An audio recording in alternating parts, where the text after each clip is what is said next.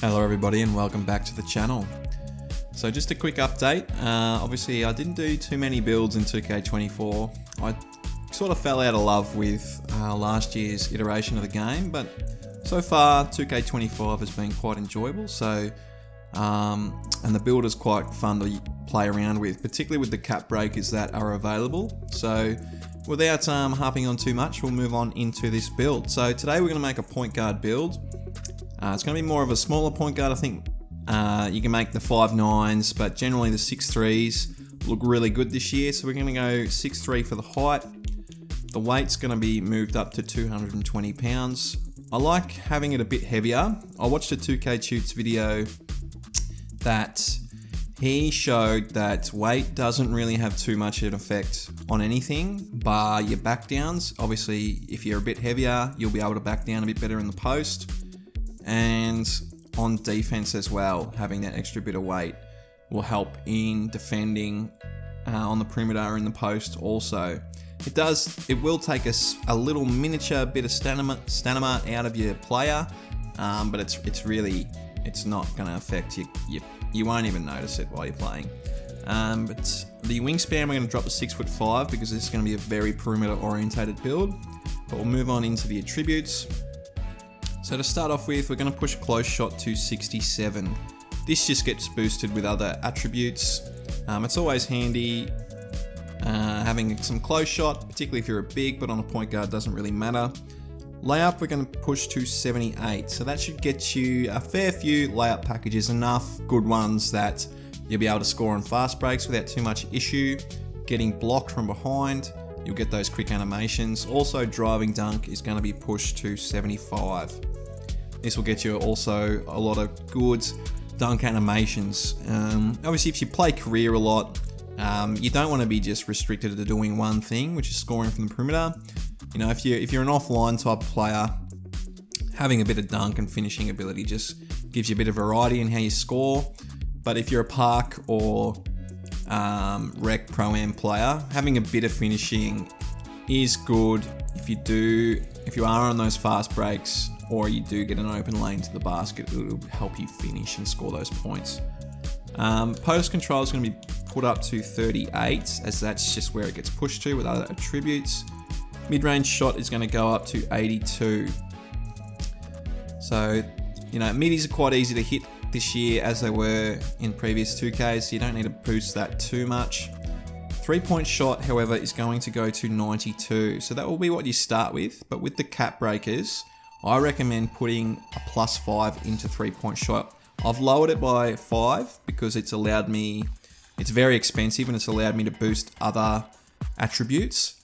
But with the +5 cap breaker, particularly at starter 3, which I think most people will be able to achieve, you'll be able to boost this to 97, which is the max it can go, and get all of these badges Hall of Fame. Even Shifty Shooter, you'll get all of these Hall of Fame. So you'll have 97 3-point shot and Hall of Fame badges. So you'll be generally pretty unstoppable from behind the arc. You'll have no problem just hitting for days. In terms of free throw, we're going to push that to 76. If you are a pure park player, obviously feel free to take that off and use the points elsewhere. But if you do like to play rec and pro-am as well, you will need some free throws. So 76 isn't too bad. For pass accuracy, we're going to boost that to 78 to get versatile visionary on bronze. I think, particularly if you're a park player, that's probably all you need. If you're a rec or a pro-am player and you don't think that's quite high enough, feel free to boost it in other ways. This is only template. You can mix and match some of your attribute points, shift them around to your liking, but this is a good place to start. In terms of your ball handle, we're going to push that to a 93. So that will get you all the badges for ball handling on gold. I think strong handle we'll get to later. I'll reveal what that gets to. But 93 ball handle will get you pretty much most of the animations and all your badges on gold. Speed with ball, we're going to push to a 91. I think that's, if you're going to be a point guard, you really need lightning launch on Hall of Fame, at least. I wouldn't go any lower than 91 on any point guard build unless you're a taller point guard and your height's really your advantage against other guards. But if you're 6'3", or a smaller guard, I really think you need to push speed with ball as high as you can get it. Interior defense is going to be pushed to 52. This just gets boosted because it's tied with another attribute. I think it possibly could be perimeter defense, but don't quote me on that. We're going to push perimeter defense to a 92.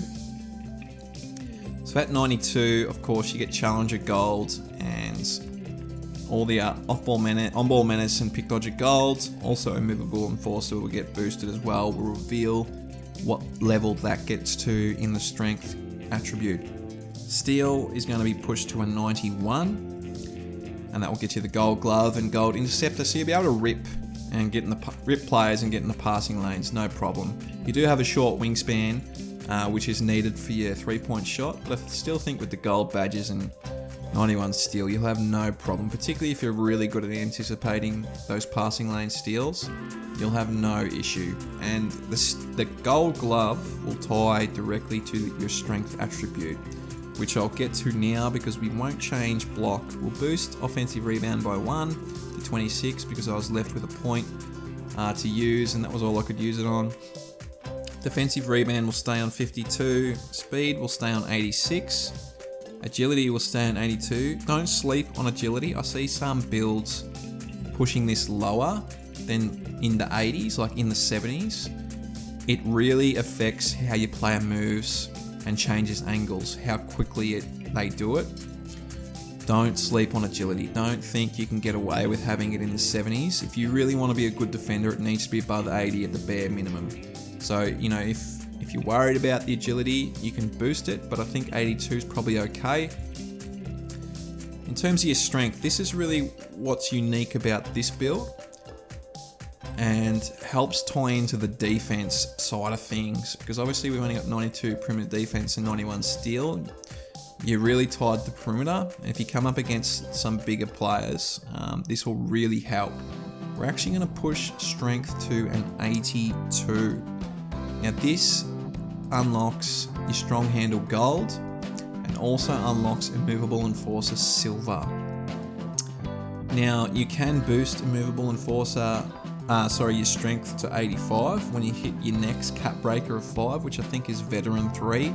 You can use 3 points on that to get immovable enforcer to gold, and that's going to make you incredibly good at getting those bump steals against other guards, particularly slashers who want to attack the rim. With the 82 strength, 85 with your cap breakers, gold immovable enforcer, you're going to get those bump animations, and it's going to make this gold glove really effective. So that's really what separates this build from others. And the last one we're just going to leave obviously vertical on 56. So in total, you've got some finishing ability that will help on fast breaks. Your main asset's going to be your 3-point shot. You're going to be deadly from the perimeter. You know, with your first cap breaker of +5, you're going to put that all on a 3-point shot, get all these shooting badges Hall of Fame. It's going to be lights out from 3. You've got, you know, gold level ball handling ability at 93, unlock pretty much all the animations. Your speed with ball is going to be 91, so no issues there getting off the mark out of the triple threat with that Hall of Fame lightning launch. You've got gold perimeter defense with that gold glove and that potentially gold immovable enforcer, which will make getting those bump steals a breeze, and you're also fairly quick around the court.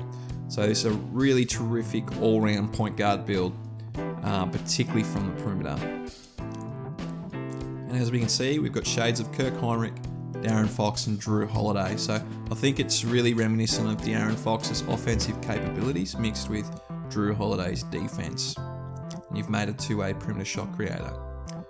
All in all, that's the build. I hope you've enjoyed the video and I hope you have a great day.